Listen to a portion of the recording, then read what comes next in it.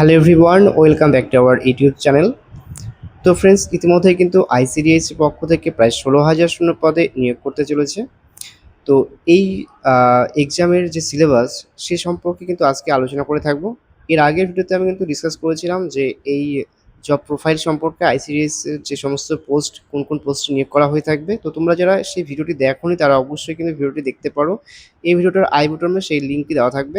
তো আজ আমরা আলোচনা করে থাকবো যে সিলেবাস কী রয়েছে। একটি পরীক্ষার সিলেবাস যদি আপনারা ভালো করে না জানেন তাহলে কিন্তু সেই পরীক্ষাটা কোনোভাবেই কিন্তু ক্র্যাক করা তোমাদের কাছে পসিবল হয়ে থাকবে না।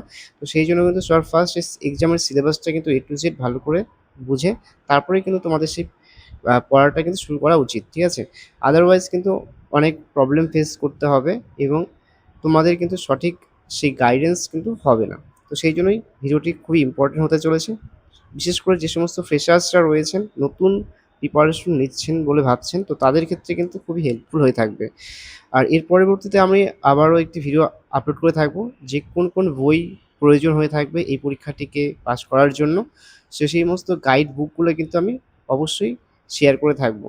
এছাড়াও তোমরা চাইলে আমাদের টেলিগ্রাম চ্যানেলে ভিজিট করতে পারো বা জয়েন করে থাকতে পারো। সেখানে কিন্তু আমি বিভিন্ন এই এক্সাম রিলেটেড পিডিএফ ফাইল এবং বিভিন্ন স্টাডি ম্যাটেরিয়াল কিন্তু প্রোভাইড করে থাকি, যার লিঙ্ক কিন্তু এই ভিডিওটার ডেসক্রিপশন বক্সে প্রোভাইড করা থাকবে। তো ফ্রেন্ডস, সবার আগে আমরা দেখে নেব সিলেকশন প্রসেস সম্পর্কে।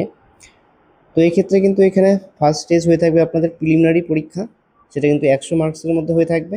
এটা কিন্তু অবশ্যই কোয়ালিফাইং নেচার থাকবে। অবশ্যই এখানে কিন্তু কাট অফ মার্কস আপনাদের কিন্তু ক্লিয়ার করে থাকতে হবে। এরপরে রয়েছে নেক্সট সেকেন্ড স্টেজ, বলা হয়েছে এখানে মেন পরীক্ষা হয়ে থাকবে। মেন্স পরীক্ষা কিন্তু অবশ্যই আপনাদের ডিসক্রিপটিভ ওয়েতে হয়ে থাকবে, ঠিক আছে? এরপর থাকছে এখানে টোটাল মার্কস কিন্তু বলা হয়েছে 400 নম্বরে হয়ে থাকবে।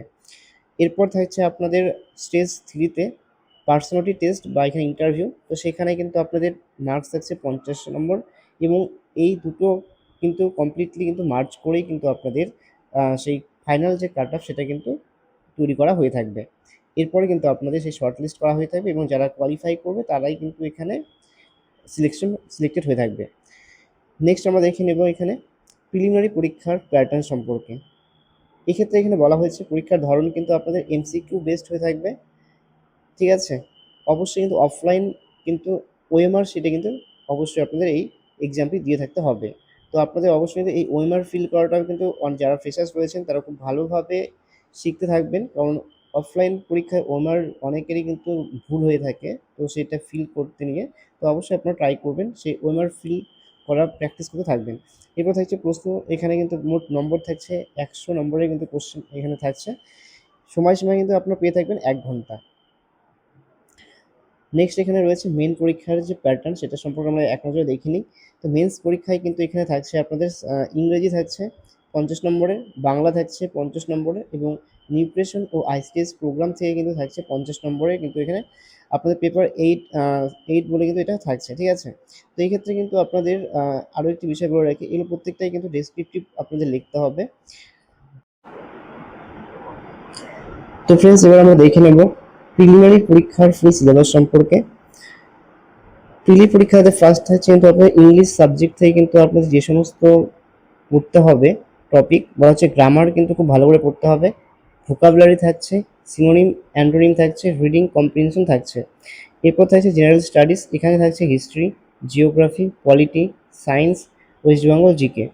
এরপর থাকছে কারেন্ট অ্যাফেয়ার্স থেকে বলা হয়েছে ন্যাশনাল ইন্টারন্যাশনাল স্পোর্টস স্কিমস এই রিলেটেড কিন্তু টপিকগুলো আপনাদের দেখে যেতে হবে।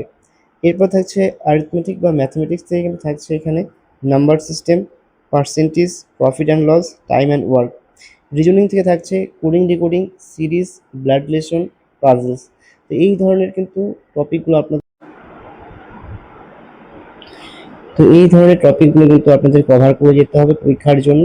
এছাড়াও আপনারা চাইলে কিন্তু আমাদের টেলিগ্রাম চ্যানেলে ভিজিট করতে পারেন বা জয়েন করতে পারেন। সেখানে কিন্তু অলরেডি কিন্তু বিভিন্ন ধরনের স্টাডি মেটেরিয়াল কিন্তু সেখানে প্রোভাইড করা হয়ে থাকে। এছাড়াও কিন্তু জব আপডেটগুলো কিন্তু সেখানে আমি শেয়ার করে থাকি।